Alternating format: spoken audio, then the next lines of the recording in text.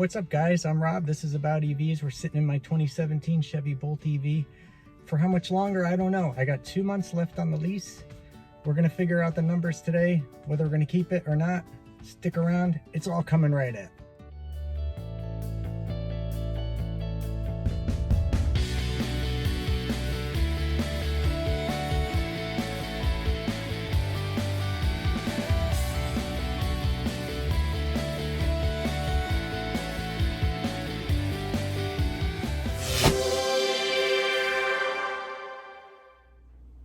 Alright guys, we had to bring this inside because Callie's a little bit sensitive, so I don't want to freak her out, but we can talk about this in private. Before we get started, I want to do a shout out to Corey, who in the comments suggested, if you didn't watch my video last time, I'll put a link up there somewhere, Chevy Bolt EV 3-year review. I went on a little rant about the front pocket and the console there. I had some comments on it. I got a guy from, I actually don't know where he's from, but his name was Corey. And he actually said that he uses it for the phone. If you use an iPhone with the standard length charger, it actually reaches and you can put the phone there. So that's kind of a cool thing. I never thought about using that for a phone. Actually when I think about it, they probably actually maybe designed it for a phone because they have the 12-volt power outlet right there. It's kind of far away, so, and having that cord stringing all the way across is probably not for me, but that's a great use for it. I can see that. Somebody else actually said that they use it to put gum in.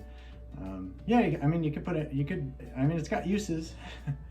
I just don't use it for anything. I never did. I just kind of keep it empty, but I really appreciate those comments. This video is going to be on the shorter side. I just want to go into the numbers and figure out, exactly work through my logic. If anybody else is kind of going through the same thing with me here, maybe it'll help you too.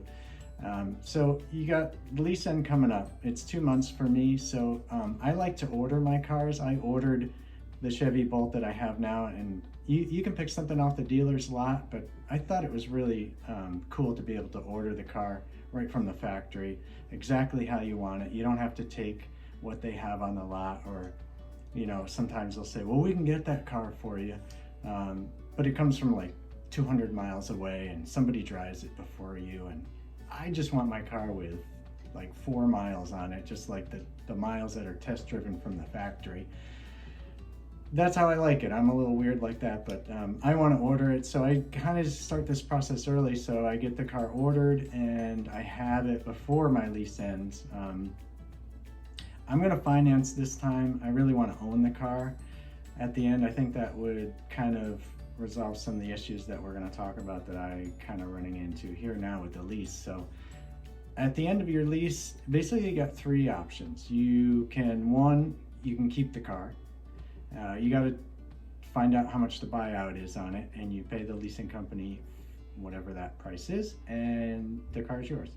The other thing you do is you can just turn it in, and of course Chevy would like you to buy another Chevrolet, and for me it would be another Chevy Bolt, the Bolt EV. It's the only EV that they offer, so that would be my choice from Chevrolet or GM actually. And that's exactly what they want you to do. And option 3 would be to just turn the car back in, and then you're free to buy anything you want. So those are the 3 options. Let's get into option number 1.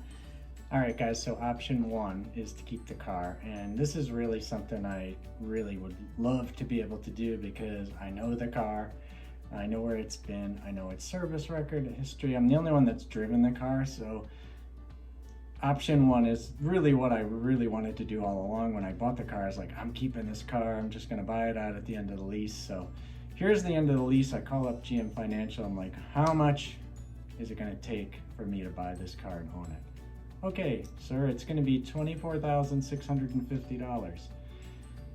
Okay, I'm not quite sure it's worth that much anymore. I know when you guys did the lease, you kind of estimate what it's going to be worth down the road, and sometimes you're high and sometimes you're low, sometimes you're pretty much on target. This time we're very high. The value is down here somewhere. do you negotiate the price at all? Can we negotiate this? No, we can't negotiate it. We don't negotiate any leases. It's a take it or leave it thing, is what they told me. So it's $24,650. So what's the car worth? Well, I checked 5 or 6 sites and I came out with an average of about $20,331. So, I mean, if I didn't lease the car, I would be like, I'll just keep it, keep it in the family, give it to my daughter when she gets older and she can drive it. But right now I'm leasing it. So they're saying, you got to pay us $24,650.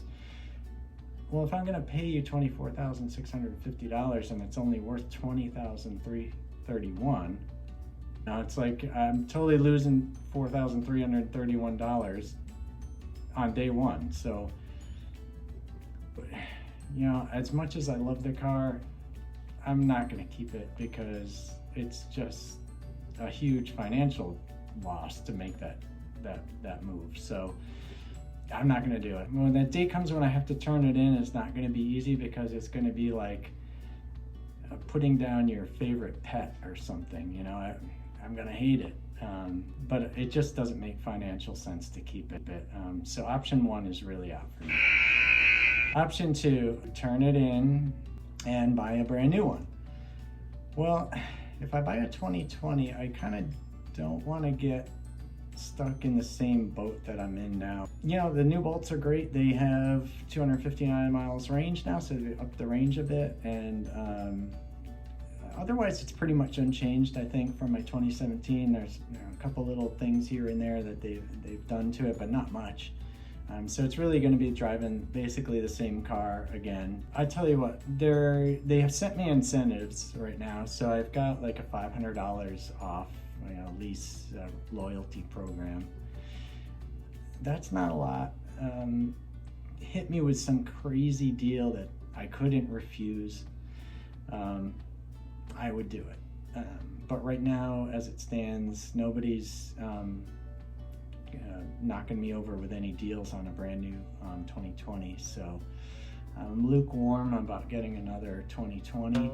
And to be honest with you, when I bought the Bolt in 2017, there was really no other competition. I mean, at that price point. And now in 2020, there's a lot of more options out there. Option 3 comes around where we're gonna give it back and get something totally different. So I've come up with a little bit of a wish list for that if I do go that route, which is kind of where I'm leaning right now.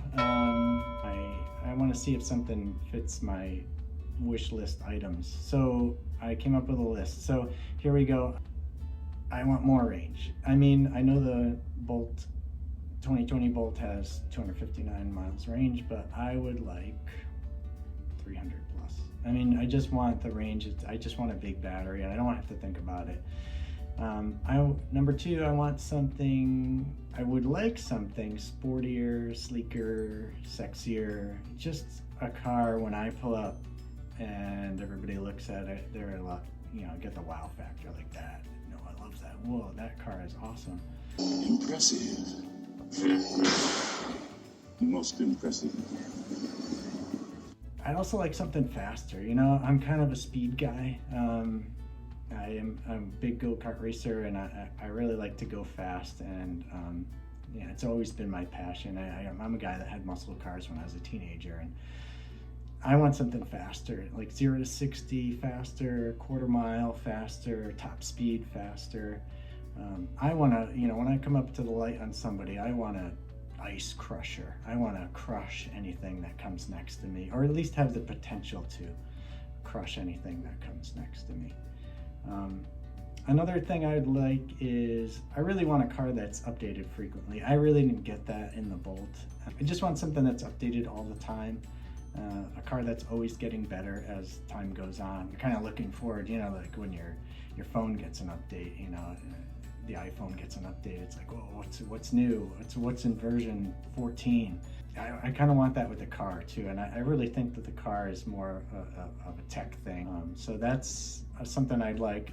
Another thing I would like to avoid on my next car is I would like to avoid it depreciating so fast. So if I could get a car that doesn't depreciate as much or much slower, has good resale value, just peace of mind, or if anything does happen to it, say it gets totaled or something, the insurance company is going to pay you the blue book value on the car if you're lucky, and I would like that value to be high. So the other thing is we are relying on a charging network to get everywhere, and if I did drive that car long distance, if I drove it across multiple states, or I wanted to go across country, or I wanted to go down to Florida, I don't want to have to think about it. I just want to be able to drive. I want to know that there's a charging infrastructure network that's reliable and that I can count on, and it's fast and it's always going to be there. And like a gas station, I don't want to have to think about charging anywhere, and I want a robust charging network. Can any car makers fill all those boxes? We'll find out. I'm going to be making my order in 2 weeks. I'll figure it out between then and now, and I would like you guys to come along and help me order this next car, and I'm going to keep it a secret till the next video, so stick around. I really appreciate all you guys that watch my videos. Hit that subscribe button and notification button there. Thumbs up if you liked it, help me out. I will see you guys on the next video. I can't wait to show you what I'm going to do, so we'll see you then.